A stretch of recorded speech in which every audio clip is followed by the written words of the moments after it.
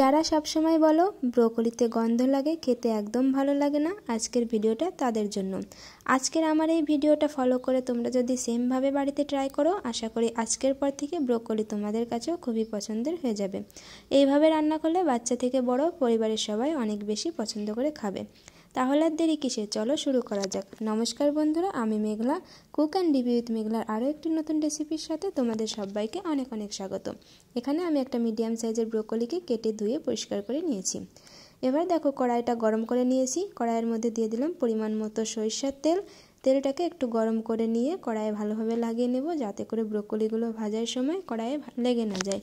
তো এবার আমি ব্রোকলিগুলোকে দিয়ে একটু ভেজে নেব। এতে করে কি হবে, ব্রোকলির যে একটা গন্ধ, সেই গন্ধটা থাকবে না, খেতে অনেক বেশি মজা হবে।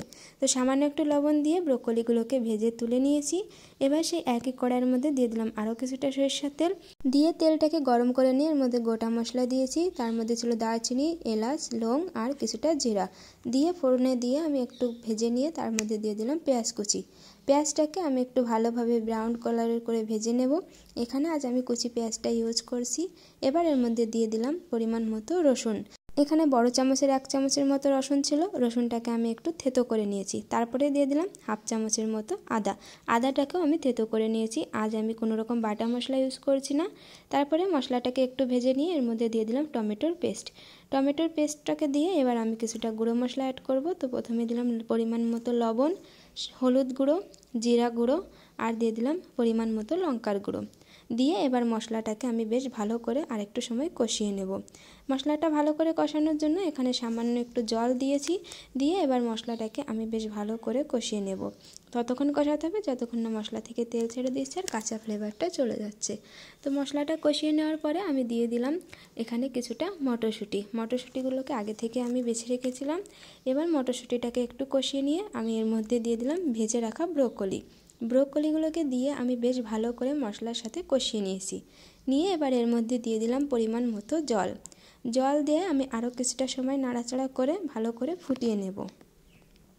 ঝোলটা যখনই ফুটতে শুরু করবে আমি ঢাকনা দিয়ে রান্না করে নেব যতক্ষণ না ব্রোকলিগুলো ভালোভাবে গলে আসছে।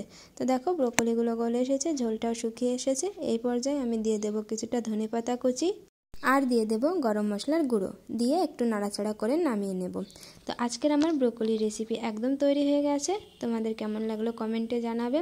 একবার অবশ্যই এভাবে বাড়িতে তোমরা ট্রাই করতে পারো, বাচ্চা থেকে বড় সকলের অনেক বেশি পছন্দ হবে। আজকের রেসিপি যদি ভালো লাগে লাইক কমেন্ট শেয়ার করতে একদম ভুলবে না। ভিডিওর সকল ভিউয়ার্সের কাছে ছোট্ট রিকোয়েস্ট, যদি ফেসবুক থেকে দেখো অবশ্যই ফলো বাটনটি প্রেস করবে, আর যদি ইউটিউব থেকে দেখো অবশ্যই সাবস্ক্রাইব করে পাশে থাকা বেল আইকন বাটনটি প্রেস করবে, যার জন্য আমার ভিডিওর নোটিফিকেশন পৌঁছে যাবে সবার আগে তোমাদের কাছে। সবাই ভালো থেকো, সুস্থ থেকো। দেখা হচ্ছে নেক্সট একটা নতুন ভিডিওর সাথে। ততক্ষণের জন্য টাটা।